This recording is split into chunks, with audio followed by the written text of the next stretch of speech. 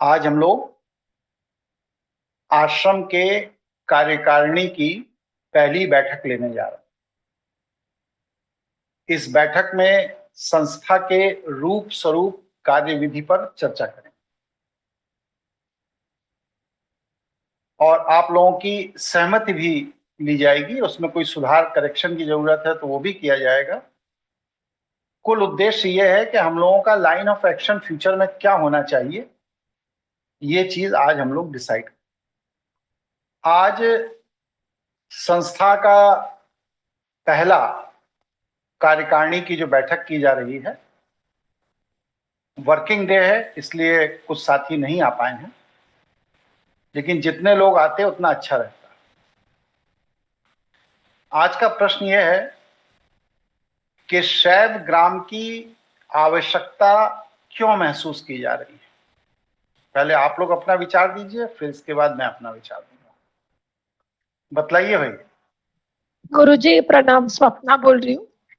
हाँ स्वप्ना जी, क्या कह रही हैं?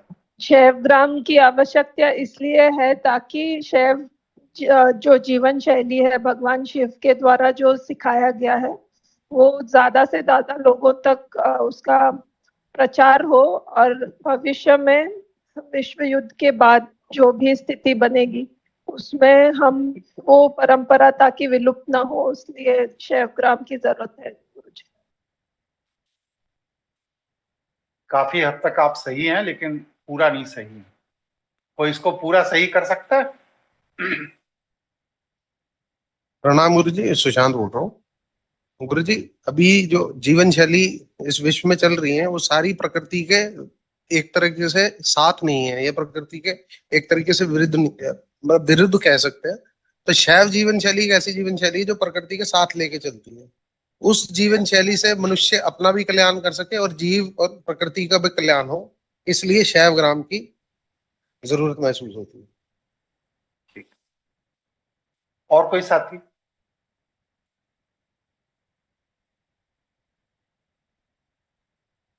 मैं बताऊं अब? जी गुरुजी। शैव ग्राम की स्थापना इसलिए की जा रही है कि हमारे यहां एक ऐसी भी जीवन शैली रही है जिसमें लोग 100 पीढ़ी तक कभी गरीब नहीं हुए।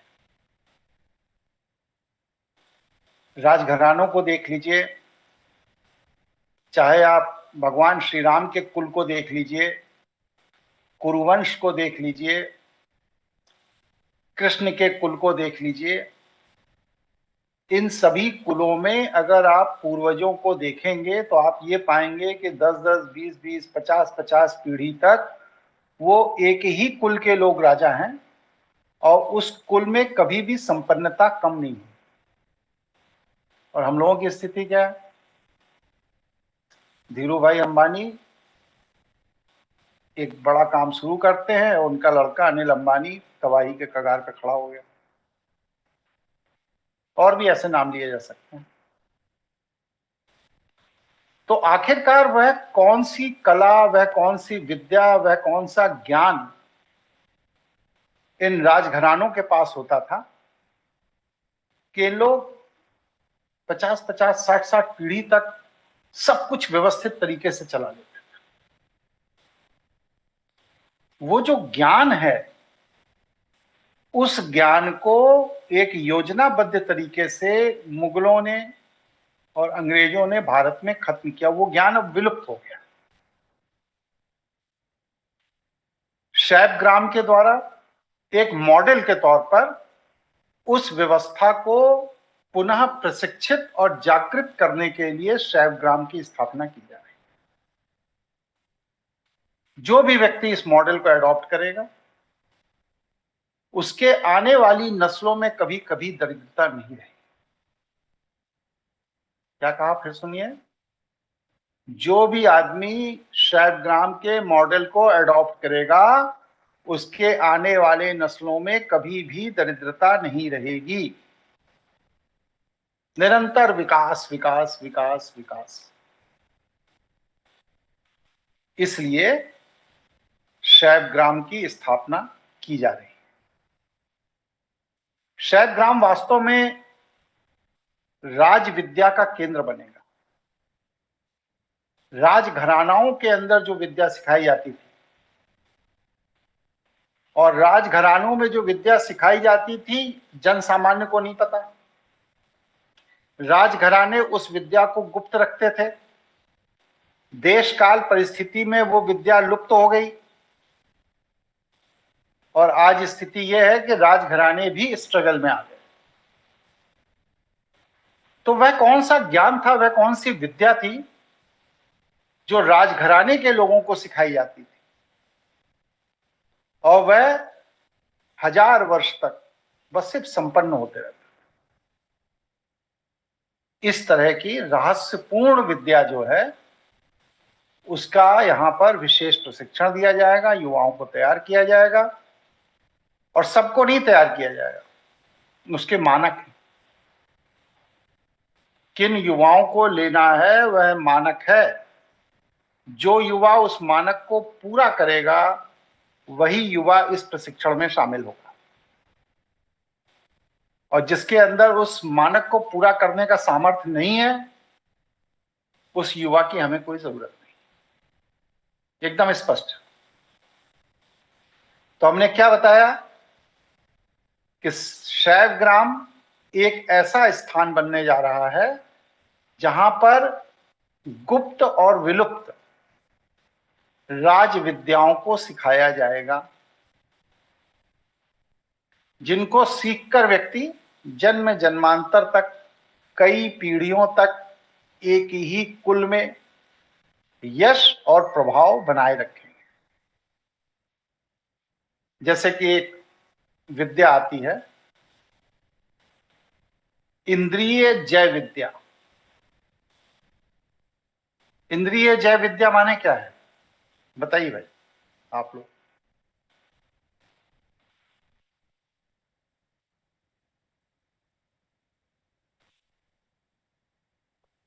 मुझे अपनी इंद्रियों नहीं पर मालूम?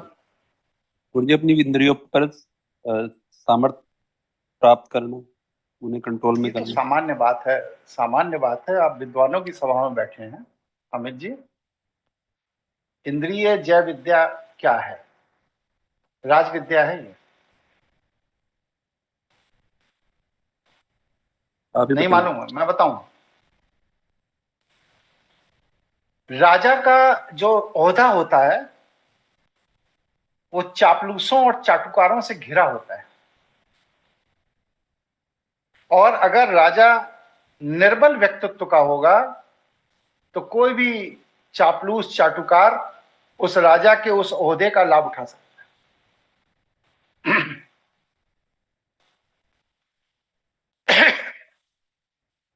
जैसे आजकल राजनीति में आप लोग देख ही रहे हैं। तो इंद्रिय जय विद्या एक ऐसी विद्या है जिस विद्या को राजघराने के राज सिंहासन पर बैठने वाले युवराज को सिखाई जाती थी, जिससे वह किसी भी तरह के चाटुकार के चंगुल में नहीं फंसता था, और वह क्योंकि चाटुकार के चंगुल में नहीं फंसता था इसलिए वह शासन को व्यवस्थित तरीके से चला पाता था। ये एक मनोविज्ञान की विद्या है, साधना नहीं है। विद्या शब्द से आप ये कंफ्यूज मत होइए कि ये कोई साधना पद्धति बताई जाएगी, यम नियम प्रत्याहार प्राणायाम धारणा ध्यान समाधि अष्टांग योग बता दिया जाएगा, या ब्रह्मास्मि क्रिया योग बता दिया जाएगा ना। इंद्रिय जय विद्या मनोवैज्ञानिक चैप्टर है, व्यक्ति के वृत्ति और मनोविज्ञान से संबंधित विषय। राजा के अंदर अगर कोई भी वृत्ति है, कोई भी, ध्यान रखिए, तो वह राजा किसी ना किसी चाटुकार के अधीन चला ही जाएगा, क्योंकि चाटुकार इतना होशियार होता है कि वह राजा की वृत्ति को पकड़कर उसे अपने अधीन कर लेता है। इसलिए क्या करना है? युवराज की घोषणा, राजघरानों में एक शब्द प्रयोग होता था, युवराज की घोषणा। भगवान श्री राम को भी युवराज घोषित किया गया। तो ये युवराज की घोषणा क्या है? एक राजा के 4 बच्चे हैं, 6 बच्चे हैं, 10 बच्चे हैं, 40-40 बच्चे हैं। भगवान श्री कृष्ण तो 42 भाई बहन थे। लेकिन विशेष व्यक्ति को युवराज घोषित किया जाता है। युवराज की घोषणा का मतलब यह है कि अब पूरा का पूरा एडमिनिस्ट्रेशन को चलाने का तरीका उस युवराज को सिखाया जाएगा और उसे अन्य युवराज से अलग हटके कुछ ऐसा विशेष ज्ञान दिया जाएगा जो अन्य युवराज भी नहीं जानते, जिससे वह अपना पूरा का पूरा शासनकाल सुख संपन्नता के साथ, यश के साथ गुजार सके। तो उस समय युवराजों को जो प्रशिक्षण दिया जाता था, जिसे दूसरा भी युवराज या दूसरा भी भाई नहीं जान सकता था, वह युवराजों को दिए जाने वाला प्रशिक्षण में सबसे महत्वपूर्ण प्रशिक्षण अगर कोई था तो वो था इंद्रिय जय विद्या। स्पष्ट हो गया? जी गुरुजी। जी गुरुजी। चलिए, दूसरी विद्या क्या थी जो वहां सिखाई जाती थी?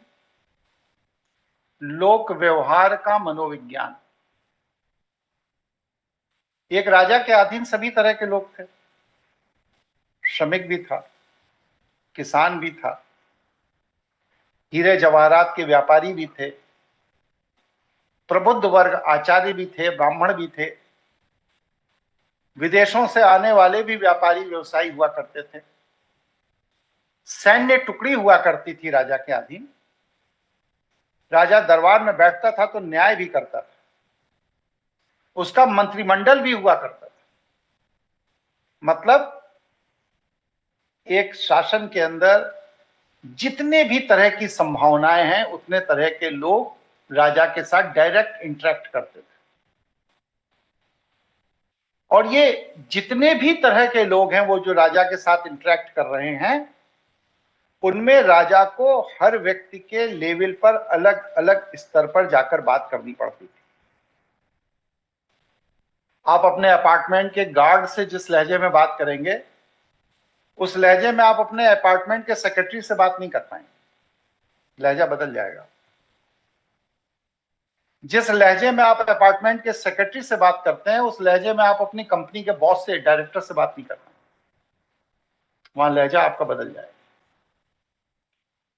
जिस लहजे में आप कंपनी के डायरेक्टर से बात करते हैं, उसमें अपने माता पिता से बात नहीं कर पाएंगे, वहां लहजा आपका बदल जाएगा। तो सोचिए, आप एक इंडिविजुअल आइडेंटिटी हैं और आपका हर आयाम पर अगर लहजा बदल रहा है, तो जो व्यक्ति राजा है उसको प्रति क्षण न जाने कितने तरह लोगों को डील करना है। एक किसान आया, अपनी फरियाद किया, फिर उसके बाद एक हीरे का व्यापारी आया, उसने अपनी फरियाद रखी, फिर एक बार मिलिट्री का कोई ऑफिसर आ गया, सैनिक आ गया, उसने अपनी बात रखी, फिर इसके बाद मंत्रिमंडल के 4 काम आ गए, वो अपनी बात रखें। तो राजा हर व्यक्ति के मनोविज्ञान को समझकर उसके अनुसार व्यवहार कर सके, इसके लिए राजा को 7 साल का एक प्रशिक्षण दिया जाता था युवराजों को। और फिर वो अपने पिता के पास छोटे सिंहासन पर बैठ करके पिता के कार्यशैली को देखता था। छोटे मोटे मामलों में पिता के इशारे पर वह उसको डील करता था। और जब वो पिता के इशारे पर उसको डील करता था, तो वो जो मंत्रिमंडल होता था, वो मंत्रिमंडल ऑब्जर्व करता था कि इसने ये सही तरह डील किया या गलत कर दिया। और इसके बाद जब वो विषय खत्म हो जाता था, तब पूरा का पूरा मंत्रिमंडल समीक्षा करता था, राजा को बतलाता था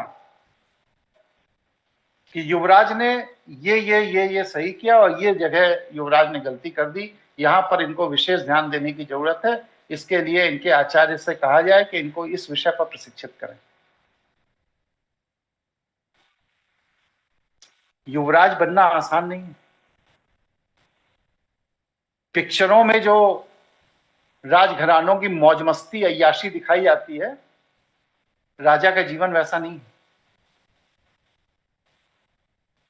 कठोर आत्म संयम के साथ उच्च आदर्श को लेकर के अगर राजा का व्यवहार समुचित नहीं है तो राज विद्रोह हो जाएगा। समुचित व्यवहार ही राजा को सफल राजा बनाता है। अगर उसका व्यवहार समुचित नहीं है तो राज्य में विद्रोह हो। इसलिए क्या करना कि युवराज को प्रशिक्षण देना है कि तुम्हें किस व्यक्ति को कैसे डील करना है। हमारे यहां कोई प्रशिक्षण ही नहीं। तीसरी चीज, सोशल बायोलॉजी। तीसरी चीज, सोशल बायोलॉजी पर भी युवराज को काम करना पड़ता था। सोशल बायोलॉजी क्या है बताइए? नहीं पता गुरुजी। नहीं मालूम। इंडिविजुअल बायोलॉजी जानते हैं कि नहीं?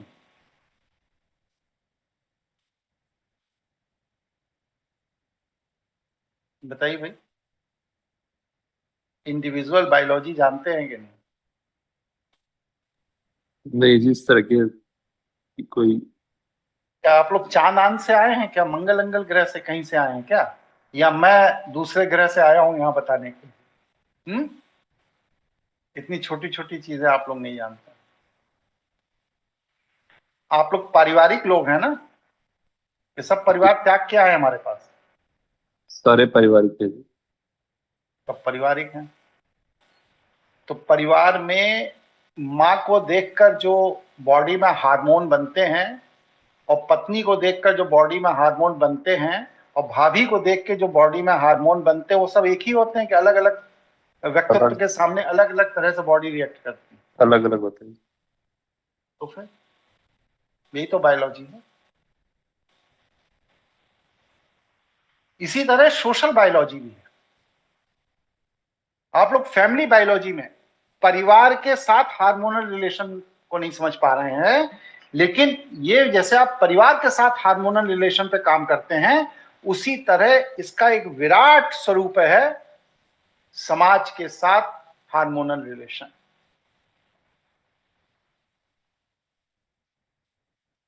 आपके सामने एक दरिद्र आ गया तो आपके अंदर जो हार्मोन बनेंगे वह किस तरह के बनेंगे?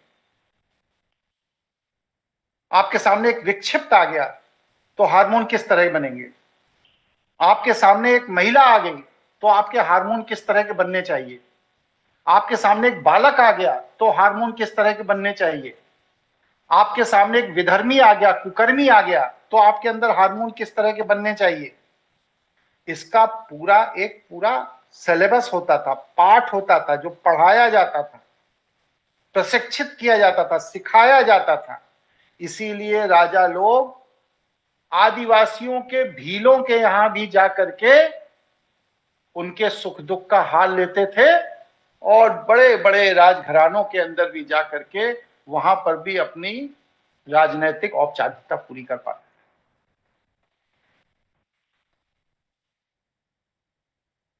तो ये जो सोशल बायोलॉजी है, समाज के साथ रिएक्ट करते समय आपके हार्मोन का संतुलन, यह भी राजघराने की एक मुख्य विद्या हुआ करती। अपने राज्य को उच्च आदर्श पर ले जाने के लिए युवराज को यह विशेष विद्या सिखाई जाती थी, जिससे कि वह समाज के हर वर्ग को उसके स्तर पर जाकर के डील करे। अगर राजा दशरथ के बेटे श्री राम सोशल बायोलॉजी ना जानते होते तो क्या वो वानर सेना बना पाते? नहीं बना पाते।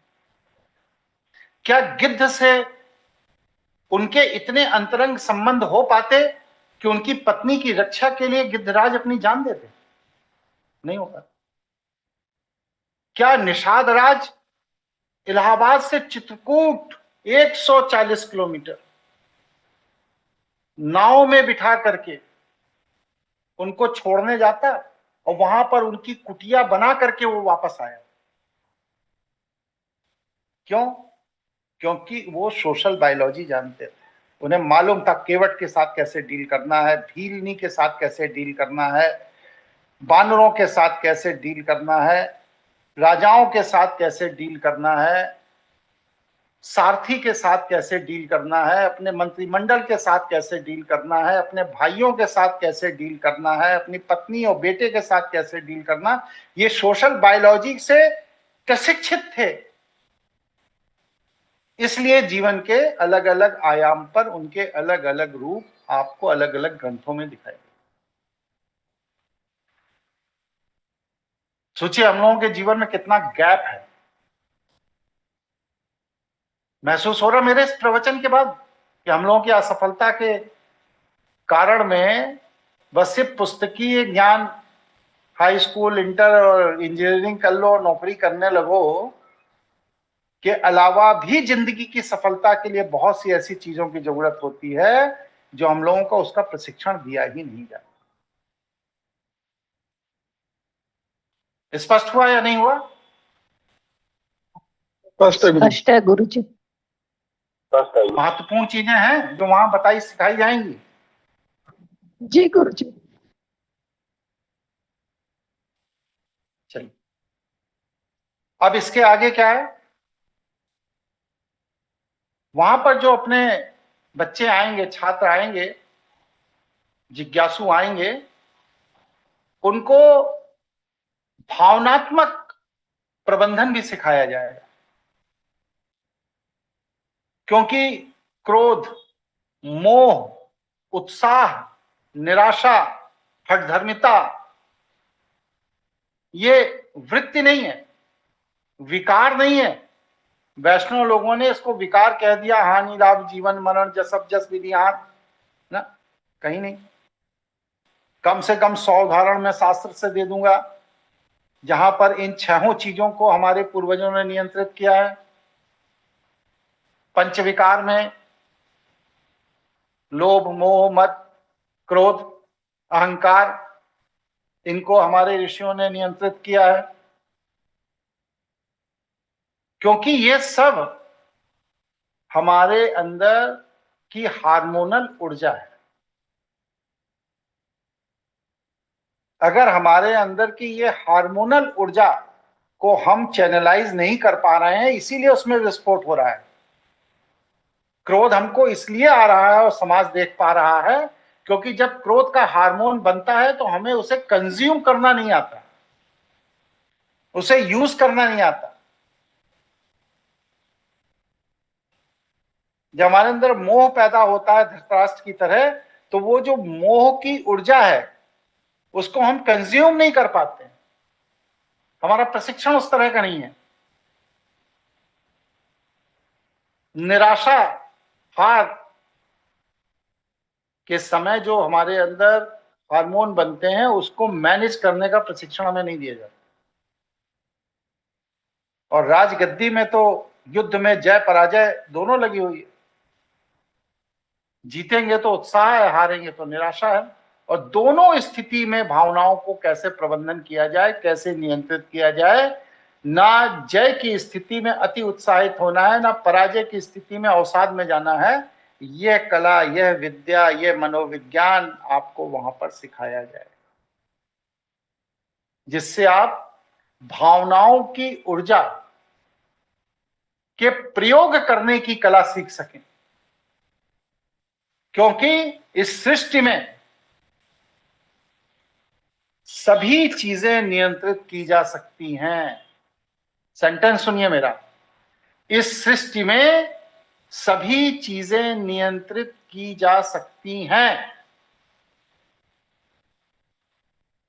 बस सिर्फ अगर आपने अपनी भावना की ऊर्जा को चैनलाइज करने की कला सीख ली है, प्रयोग करने की कला सीख ली है। अगर आपने भावना की ऊर्जा को प्रयोग करने की कला सीख ली है, उसका सदुपयोग सीख लिया है, तो इस सृष्टि में आपके लिए कोई चीज असंभव नहीं। स्पष्ट किसी के मन में कोई प्रश्न, कोई जिज्ञासा जागृत हुई हो तो पूछिए। इसके बाद जो एक महत्वपूर्ण चैप्टर वहां पढ़ाया जाएगा वो है आध्यात्मिक बुद्धिमत्ता। कुटिलता, जटिलता, ये सब सांसारिक विषय, धोखाधड़ी, सब संसार का विषय। आध्यात्मिक बुद्धिमत्ता, ईश्वर का अस्तित्व कैसे है और कार्य कारण किस तरह से ईश्वर के अस्तित्व के अधीन काम करता है, ये विज्ञान वहां पर पढ़ाया जाएगा। इसके अलावा नेतृत्व महाविज्ञान भी सिखाया जाएगा। नेतृत्व महाविज्ञान क्या है कि आपको अपनी टीम का गठन कैसे करना। हम लोग क्या करते हैं, एक छोटी सी कोई यूनिट खड़ी करते हैं तो उस यूनिट में सबसे पहले क्या करते हैं, चाचा के लड़के को धर लेंगे, मामा के लड़के को धर लेंगे, साले को रख लेंगे, जीजा को रख लेंगे। अरे आप वहां धंधा करने आए हो कि परिवारवाद फैलाने आए हो? और उसके बाद वो निठल्ले निकम्मे लोग जब साथ नहीं देंगे, काम नहीं करेंगे, तो आप किसी को निकाल भी नहीं पाएंगे। तो आदर्श टीम का गठन कैसे किया जाता है, उस आदर्श टीम के गठन का पूरा विज्ञान वहां बताया जाएगा, पढ़ाया जाएगा, जिससे आप टीम की ऊर्जा का अधिक से अधिक सदुपयोग कर सके। ऐसी टीम गठित करनी ही नहीं है, बिना टीम के काम करिए। जिस टीम के अंदर की ऊर्जा का सदुपयोग नहीं किया जा सकता, वरना वही आपकी टीम आपके गले की फांस बन जाएगी और आप बस सिर्फ परेशान होते रहेंगे टीम मैनेज करने के। टीम हमने अपनी सुविधा के लिए बनाई है ना, इसलिए तो बनाई नहीं कि वो हमें तनाव दे। और अगर टीम हमें तनाव दे रही है तो ऐसी टीम को तत्काल भंग कर देना चाहिए। संपूर्ण विजय नीति जिसे कहते हैं,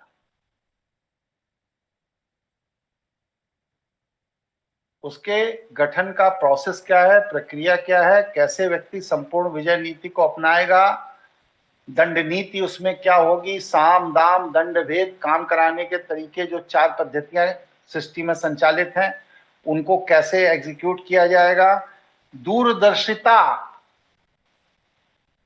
एप्स्टीन फाइल्स। मोदी जी 1996 में अय्यासी करने गए थे और उसकी वीडियो रिकॉर्डिंग 2026 में यूज हो रही है। उनकी औकात नहीं है कि विरोध कर दें। अमेरिका जैसे नचाएगा नाचना पड़ेगा। ये क्या है, दंडभेद है। तो इस तरह आपके राजघराने ने, आपने, आपके व्यवसायिक केंद्र ने, आपके पारिवारिक कार्य ने अपने प्रतिस्पर्धियों को चिन्हित करके उनका कौन सा कोना अपने नीचे दबा कर रखा है, वो कैसे दबाया जाता है, इसका भी राजघरानों में विशेष प्रशिक्षण दिया जाता है। कौन कौन व्यक्ति भविष्य में आपका प्रतिस्पर्धी हो सकता है और कौन कौन व्यक्ति जो भविष्य में प्रतिस्पर्धी हो सकता है, उसको आज ही नियंत्रित कर लेना है, जिससे कि वह कल आपके बराबर में खड़ा ना हो सके। यह संपूर्ण विजय नीति भी वहां पर पढ़ाई जाएगी। वैश्विक रणनीति, वैश्विक प्रबंधन, वैश्विक नेतृत्व और वैश्विक नियंत्रण, ये जो 5 विषय हैं, इन 5 विषयों का कॉम्बो जिस किसी के अंदर है वह भविष्य का राजा बनेगा। आप बताइए धीरू भाई अंबानी क्या काबिलियत हुई है? यही काबिलियत थी। किसी भी यूनिवर्सिटी से ग्रेजुएट नहीं थे और न जाने कितने हैं। वेदांता के अनिल अग्रवाल जी को देख लीजिए, मार्क जुकरबर्ग को देख लीजिए, न जाने कितने नाम लिए जा सकते हैं। बिल क्लिंटन, इसको देख लीजिए, ये जो माइक्रोसॉफ्ट वाला है। ये सब चीजें कहीं नहीं पढ़ाई जाती, लेकिन जिन्होंने ये पढ़ा है उन्होंने ही विश्व पर शासन किया है। हम पढ़ाएं। व्यवहारिक लोक प्रशासन। व्यवहारिक लोक प्रशासन क्या है? आपका ऐसा ताना बाना होना चाहिए कि समाज का कोई भी वर्ग आपके प्रशासन के बाहर ना जा सके। जब वो ताना बाना आपका बुना हुआ होता है ठीक से, तब दुनिया में कोई भी आपको नहीं हरा सकता।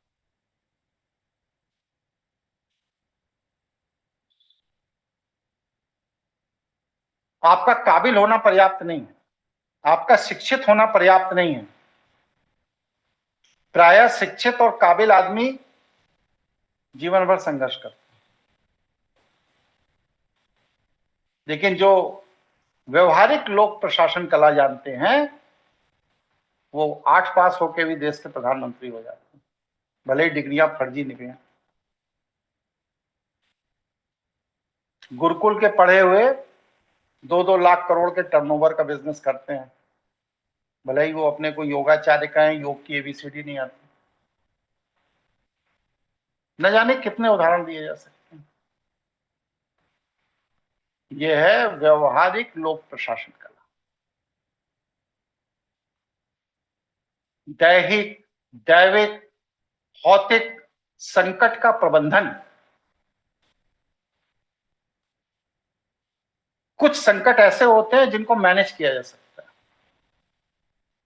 कुछ संकट ऐसे होते हैं जिन्हें पोस्ट मैनेज किया जाता है। जैसे हमारे यहां पड़ोस में कल 100 मीटर की दूरी पर 1000 घर जल गया, झोपड़पट्टी का। लगभग 5 एकड़ में वो झोपड़पट्टी बनी हुई थी, पूरा का पूरा झोपड़पट्टी जल के खत्म हो गई। 8-10 लोग भी जल के मर गए उसके अंदर, 40-50 सिलेंडर फट गए, वगैरह वगैरह। तो ये क्या है? ये रोका जा सकता था। अगर प्रबंधन ठीक होता तो इसे रोका जा सकता था। अब प्रबंधन नहीं ठीक था, इसलिए घटना घट गई। लेकिन अब घट गई तो अब पोस्ट प्रबंधन ठीक होना चाहिए, वो भी नहीं ठीक। परिणाम क्या है? संघर्ष। यहां पर सिविल डिफेंस के ऑफिसर आए थे, उनको लोगों ने मार कूट के घायल कर दिया। पुलिस प्रशासन रातों दिन लगी है लड़ाई झगड़ा ना हो, हर आधे घंटे में ईंटें पत्थर चल रहे हैं। ये क्या है? मिसमैनेजमेंट। तो आपका परिवेश, आपका काम, आपका क्षेत्र ऐसा होना चाहिए कि वहां पर दैहिक, दैविक, भौतिक किसी भी तरह का संकट पहले तो हो ही नहीं, और दूसरा हो ही गया तो उसका पोस्ट प्रबंधन, घटना होने के बाद का मैनेजमेंट इतना अच्छा होना चाहिए कि लोग उस घटना को भूल जाएं। जैसे रतन टाटा जी का उदाहरण लीजिए, ताज के अंदर आतंकवादी घुस गए, गोलियां चला दी, मर गए लोग, लेकिन उनका पोस्ट प्रबंधन इतना तगड़ा था कि किसी को शिकायत नहीं हुई कि हमारे परिवार का आदमी मर गया। यह है पोस्ट प्रबंधन। तो प्री प्रबंधन और पोस्ट प्रबंधन दोनों का वहां पर प्रशिक्षण दिया जाएगा। इसी तरह धन को लेकर के सही समझ विकसित की जाएगी। धन अगर समाज के शोषण से आ रहा है तो वह राजघराना लंबे समय तक सरवाइव नहीं कर सकता, वह स्वयं नष्ट हो जाएगा। मुगलों के सैकड़ों उदाहरण मिलते हैं, सैकड़ों, कि सत्ता के लिए बेटा ने बाप को मार दिया, सत्ता के लिए बेटा ने बाप को जेल में बंद कर दिया, सत्ता के लिए बाप ने बेटे को मार दिया। तो ये क्या है? मिसमैनेजमेंट। आपका पारिवारिक, सामाजिक, राष्ट्रीय जो मैनेजमेंट है वो सही नहीं है, इसलिए आपको इस तरह की समस्या का सामना करना पड़ा। उसका कारण क्या है? मुगल कबीले से आए थे, इतना गहरा ज्ञान उनको देने वाला वहां कोई था ही नहीं, वो तो लुटेरे थे। तो इस तरह की विद्या वो नहीं जानते। लेकिन हमारे यहां तो हजार हजार साल शासन चला, बहुत बड़े बड़े राजघराने हुए, ऐसे ऐसे राजघराने हुए जिन्होंने पूरा का पूरा एशिया कब्जा कर लिया। लेकिन उनके यहां तो कहीं बाप ने बेटे की हत्या नहीं की, बेटे ने बाप की हत्या नहीं की। तो वह कौन सी कला, वह कौन सी विद्या, वह कौन सा ज्ञान, वह कौन सा विषय उन युवराज लोगों को सिखाया जाता था जिससे कि वह अपने आने वाली पीढ़ी और अपनी पिछली पीढ़ी दोनों को मैनेज कर लेते थे। यहां तो बाप बेटे को नहीं मैनेज कर पा रहा, बेटा बाप को नहीं मैनेज कर पा रहा। तो ये मैनेजमेंट भी वहां पर हम लोग सिखाएंगे। धन के प्रवाह का विज्ञान सिखाएंगे।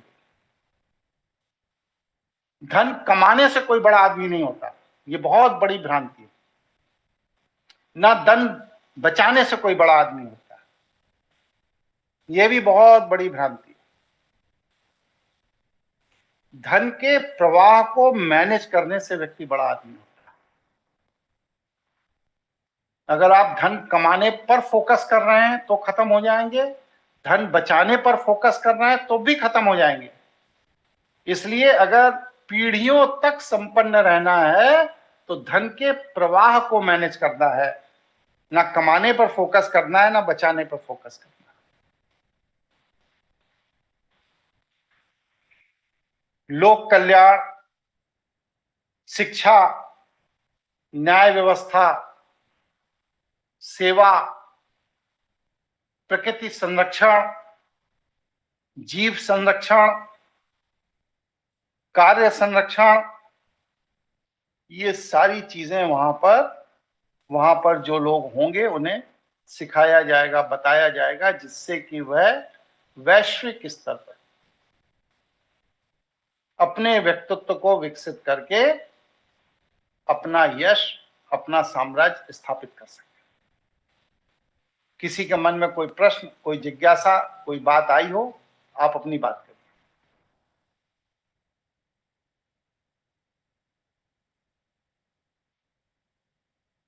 कैसा लगा भाई वहां का सिलेबस? आप लोगों को यही बता दीजिए।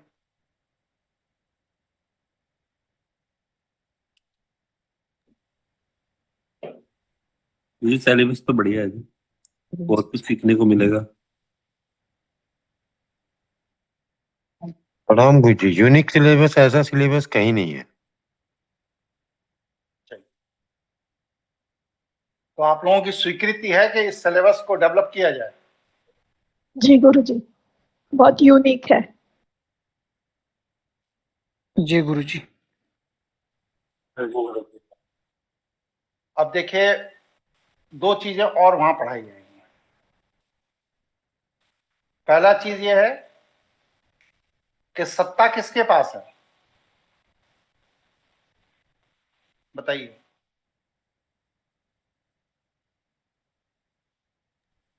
राजघराने की सत्ता किसके पास है? पॉलिटिशियन के जी। वहां पॉलिटिशियन कहां से आ गया राजघराने में दादा? तो क्या लोकतंत्र की वोटिंग हो रही है क्या? यहाँ राजघराने की राजविद्या की बात हो रही है, बीजेपी और सपा की बात नहीं हो रही। कंफ्यूज सत्ता मत। राजा के पास है जी। सत्ता राजा के पास है, तो क्या राजा स्वतंत्र है? नहीं जी। किसके अधीन है? प्रजा के ही अधीन है जी। अपने धर्मगुरु के अधीन है। राजा को धर्मगुरु नियंत्रित करता है। सही बात है कि नहीं है कि प्रजा नियंत्रित करती थी? बताइए। नहीं जी, आप सही कह रहे हैं। राजा को धर्मगुरु नियंत्रित करता था। और धर्मगुरु किसके अधीन होता था?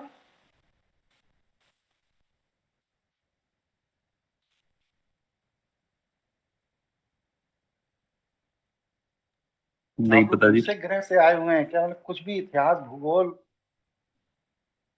कुछ भी नहीं पढ़ा लिखा आप लोगों ने जीवन में, है?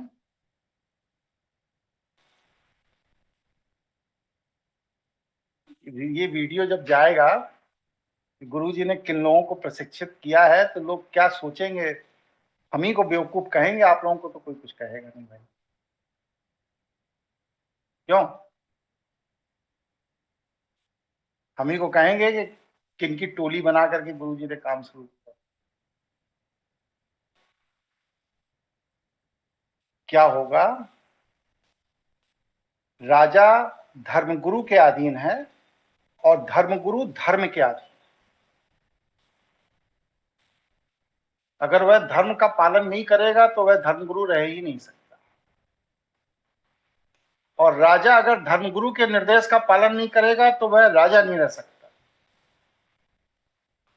और धर्म के सिद्धांतों में संशोधन और निर्माण धर्म का प्रतिनिधि मंडल करता था। और धर्म का जो प्रतिनिधि मंडल होता था वह विद्वानों की सभा होती थी। नवरत्न नाम सुना है आपने? नवरत्न, जी। अष्टरत्न, नवरत्न, सप्तरत्न, पंचरत्न तक भी हुए हैं। तो ये कौन थे नवरत्न? ये वो एग्जीक्यूटिव थे, वो विशिष्ट लोग थे, अपने अपने क्षेत्र के माहिर लोग,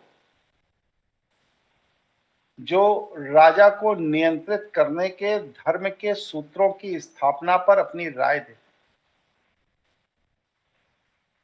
अगर ये नवरत्न नहीं है तो विक्रमादित्य विक्रमादित्य नहीं हो पाते, अकबर अकबर नहीं हो पाते, रावण रावण नहीं हो पाता, रावण को रावण बनाने वाला, अकबर को अकबर बनाने वाला, विक्रमादित्य को विक्रमादित्य बनाने वाले ये नवरत्न होते हैं, जो धर्मगुरु के माध्यम से राजा का कल्याण करते हैं। तो हम लोग वहां पर नवरत्न तैयार करने का प्रशिक्षण देंगे।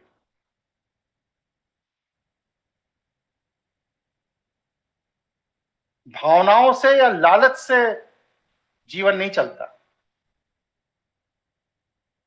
अगर व्यक्ति भावनाओं से या लालच से जीवन चलाना चाहता है, फेल हो जाएगा। और इसीलिए हम लोग जीवन में फेल होते हैं, क्योंकि हम भावनाओं या लालच से जीवन को चलाने की कोशिश करते हैं। जीवन चलता है तप से,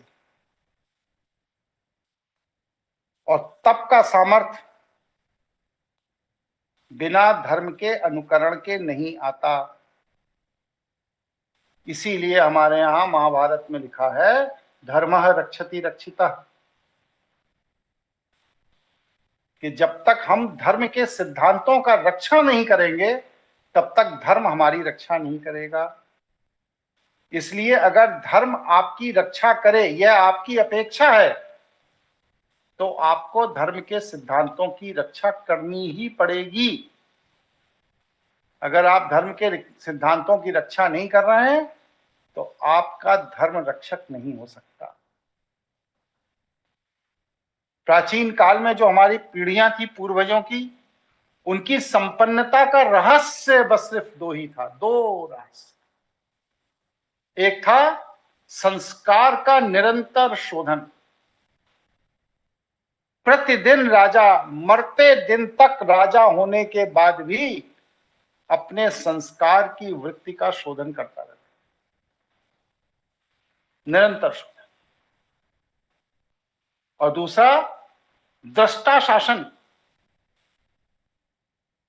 शासन चलाता था लेकिन इन्वॉल्व नहीं होता था उसमें, दृष्टा शासन।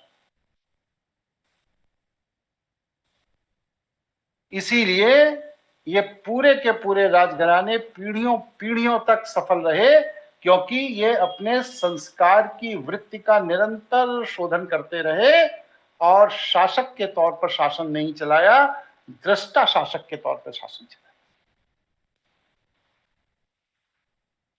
और ये सारा का सारा सिलेबस कहां पढ़ाया जाएगा इस धरती पर? बस सिर्फ एक ही जगह है, न भूतो न भविष्यति। न पिछले 1000 साल में हुआ है, न अगले 1000 साल तक होगा। वो स्थान का नाम है शैव ग्राम, स्थापित बाय योगेश कुमार मिश्रा सनातन ज्ञानपीठ। ठीक है। और जब ये सिलेबस पढ़ाया जाएगा, वहां से जब तपे हुए बच्चे बाहर निकलना शुरू होंगे, तो फिर आपको अपने शैवग्राम के प्रचार की जरूरत नहीं होगी।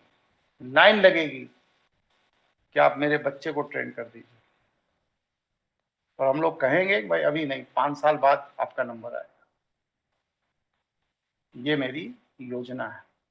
आप लोगों की सहमति हो तो इस योजना को एग्जीक्यूट किया जाए, क्योंकि आप हमारी कार्यकारिणी के सदस्य हैं।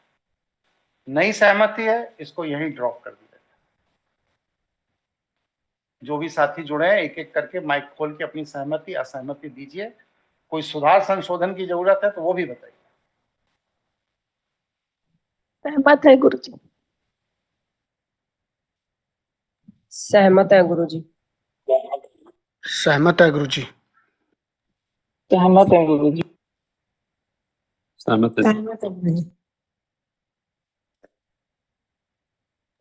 सहमत है गुरुजी। चलिए, सहमत है गुरुजी। सहमत है गुरुजी। तो ये पूरा का पूरा राजघरानों का जो महाविज्ञान है, इसकी वहां स्पेशल क्लासेस होंगी और 1 घंटा पूरा हो गया है। ये राजविद्या वहां सिखाई जाएगी।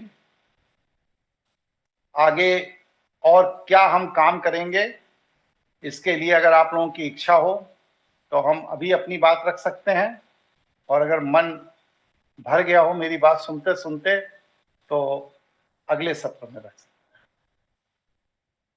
प्रणाम गुरुजी। गुरुजी एक चीज पूछना था, ये जो पढ़ाया जाएगा, इतने साल का सिलेबस हुआ? ये कुछ ऐसे आप मन में कुछ 5 ऐसा साल का कितने सिलेबस साल होगा। 5 साल का सिलेबस होगा, 3-3 महीने के सेमेस्टर होंगे। जी जी ठीक। जिसकी जैसी रुचि हो ज्वाइन करे, पढ़े। समग्र कोई नहीं पढ़ पाएगा, क्योंकि ना राजघराने बचे हैं ना वो पेशेंस बचा है। जी गुरुजी, वही मेरा पूछना ये भी था। हाँ, लेकिन हम पढ़ाएंगे क्या क्या ये हम बता रहे हैं। जी जी ठीक है।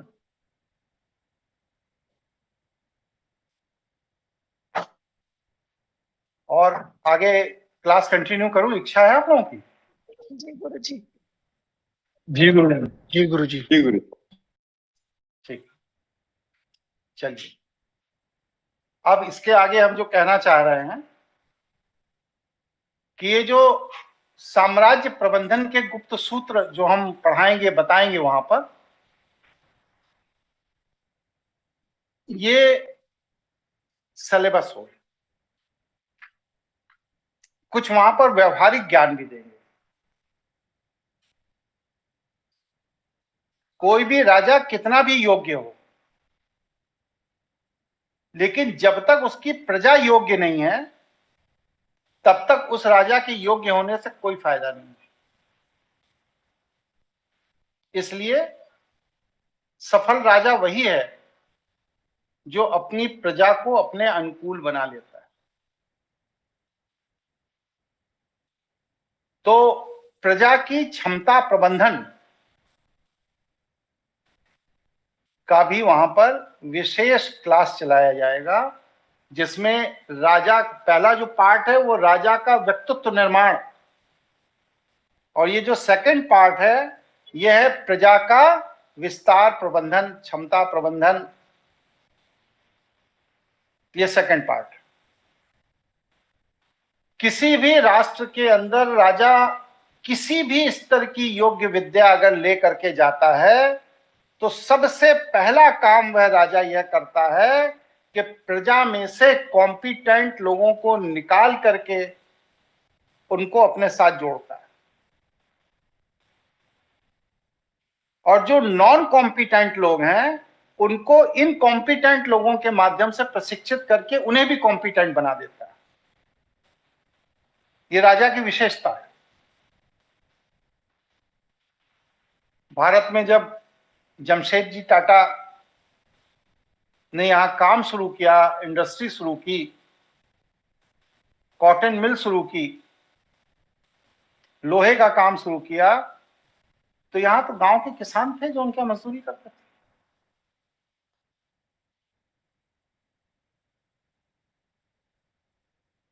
तो यहां तो गांव के किसान थे जो उनकी मजदूरी करते थे।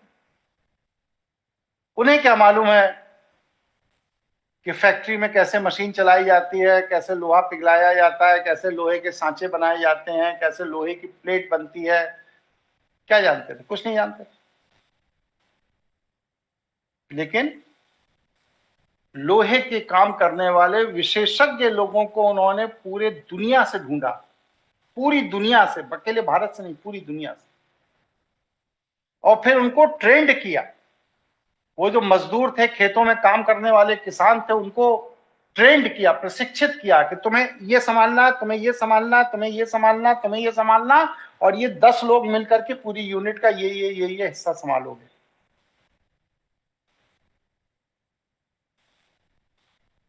तो क्या किया उन्होंने? प्रजा के क्षमता का विस्तार और प्रबंधन।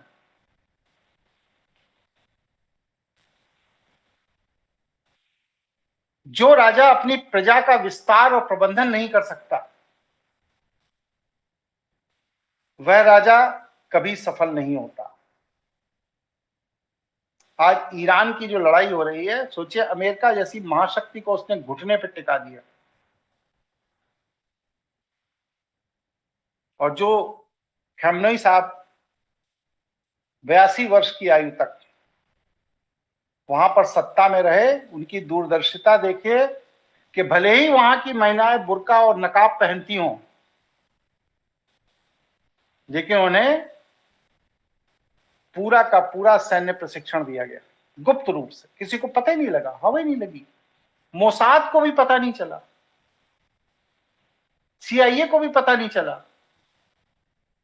किसी भी संगठन को पता नहीं चला कि उनके यहां बुर्के के अंदर रहने वाली महिलाओं को भी सैन्य प्रशिक्षण दिया जा चुका है। वो भी मिसाइल बनाना जानती हैं, वो भी ड्रोन बनाना जानती हैं, वो भी आपातकाल में सैटेलाइट मूव करना जानती हैं, गुप्त रूप से। तो ईरान की शक्ति उसके मिसाइल और ड्रोन में नहीं है। ईरान की शक्ति खamenei साहब के विजन में है कि उन्होंने आज से 20 साल पहले जब ईरान पर अमेरिका ने प्रतिबंध लगाना शुरू किया, उसी समय उन्होंने ये सोच लिया कि हमारी अगली पीढ़ी अगर लड़ने के लिए तैयार नहीं हम करेंगे तो ये राष्ट्र मेरे हाथ से निकल जाएगा, और उन्होंने उस अगली पीढ़ी को 20 साल पहले से गुप्त रूप से प्रशिक्षण देना शुरू किया, जिससे आज ईरान अमेरिका जैसी महाशक्ति को टक्कर दे रहा है। तो किसी भी राजा की क्षमता उसके प्रजा की दक्षता में होती है, और प्रजा की दक्षता को प्रबंधन करना, उसका विस्तार करना, ये राजा का कर्तव्य होता है। तो ये जो सेकंड पार्ट है, सेकंड सिलेबस, इसमें राजा भविष्य को भांप कर, भविष्य को आंक कर किस तरह अपनी प्रजा की क्षमता का विस्तार करेगा, उसका प्रबंधन करेगा, किस तरह से वह अपनी क्षमता और अपने भविष्य के अनुसार अपनी अगली पीढ़ी को तैयार करेगा, इसका विशेष प्रशिक्षण वहां पर दिया जाएगा।